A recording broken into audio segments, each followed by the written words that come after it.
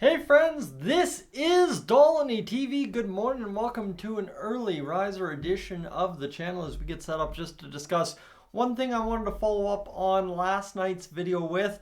Obviously the Oilers still looking for internal solutions to their problems, still also looking to not quite yet get into the trade market. So therefore a name that pops up that we haven't talked about in a few weeks now is Raphael Lavoie, a guy who's more or less disappeared as soon as Chris Knobloch took over as head coach. And well, Connor Brown hasn't really done much since Raphael Lavoie departed the big club. So it's of note to maybe think about, you know what, if we're looking for a situation where we have an opportunity to put a guy in a top six role that isn't already there, right? Whether it be Fogle, whether it be Janmark, whether it be Brown, you got a guy not named Gagne as well.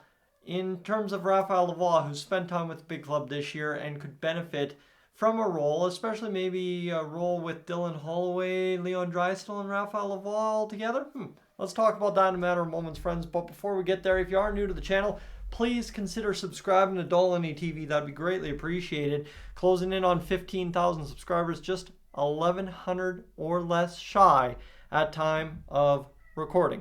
So friends, for Raphael Lavoie, he's played 6 games already this year, only averaged 7 minutes and 36 seconds on ice, and only has 3 shots in his limited appearances.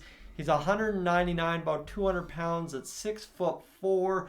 He's a guy that's 23 years old. He's looking for that breakthrough. Obviously, the bigger contract kind of hurts him a little bit, but the Oilers, in a situation where they could house that bigger contract by simply sending down a guy like Adam Erne. So 874 versus 775 is not going to be the difference maker for the Oilers here this season. But Raphael Lavoie, a guy who's a right-handed shot.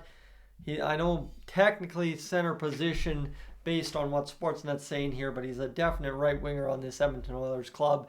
And I think the one thing I would say, I know I mentioned Phil Kessel yesterday, but for the Oilers, it's just very much so worth mentioning that if we want to prolong the upgrade thing, right? Phil Kessel doesn't have to be signed until like the trade deadline. So if you're really worried about changing the complexion of the top 6 for the little immediate future here, I know Evander Kane's gone up to the top line, Ryan Nugent-Hopkins gone down to the second line, but you would assume that once Dylan Holloway comes back, that all changes again. But Holloway likely to end up with Draisaitl here at some point, according to Kurt Levin's 9 Things today. So why wouldn't you try running Raphael Lavoie up there in place of a guy like Connor Brown or Warren Fogle as well, and maybe try and move Brown or Fogle and see if you can find some kind of asset back the other way. I don't know. That's just some stuff that, right, is we talk about getting creative, and that's obviously what a Phil Kessel signing would be.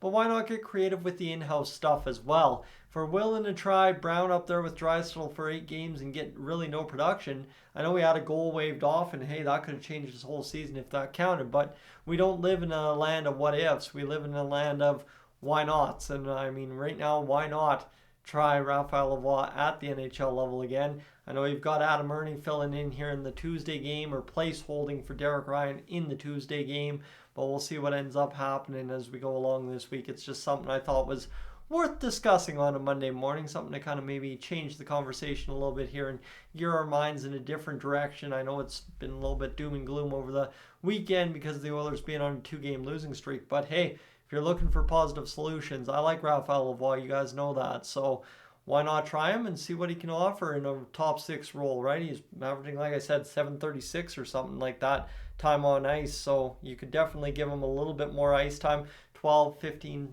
16 minutes a night if all goes according to plan, 5-on-5. And you know what, realistically, you can see what you have in him and then figure it out from there. Friends, I'm Tyson, this is Dolynny TV. Thank you for being aboard this morning. Sorry for taking up your time if I am, but I am up on out of here.